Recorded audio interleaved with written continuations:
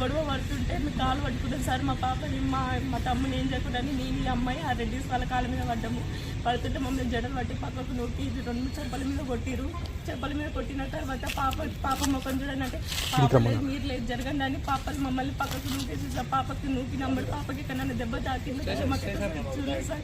పాప పాలు ఆడుతుంటే మేము మంచిగానే ఉందనుకున్నాం పాప అయితే సార్. కానీ అక్కడ ఏం జరిగింది మాకు అర్థమవుతుంది సార్. వీళ్ళ ఒంటి మీద దెబ్బలు ఉన్నా కూడా వాళ్ళకి ఏం కాలేదని అక్కడ మొత్తం అది చేస్తున్నారు సార్. మాకు ఏదైనా న్యాయం జరగాలి. ఆ పాప చనిపోయింది. ఆ పాపకు ఫస్ట్ కూడా వాళ్ళు కొడితేనే నెలలు నిన్న ముందుకే పాప డెలివరీ అయింది. పాప డెలివరీ అయితే నీలపూర్ హాస్పిటల్లో 2 నెలలు ఉన్నాం.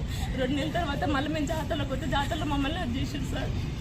మొత్తం 2 సార్లు సార్ వాళ్ళ గొడవలే. మేము వాళ్ళకి భయపడి కూడా మేము కేసు కూడా పెట్టలేదు సార్. మమ్మల్ని ఊళ్ళో ఉండని చెప్పారు. మా మీద మేము ఏదో కేసులు పెడితే కూడా. పాప వయసు ఎంత? పాప వయసు 2 months.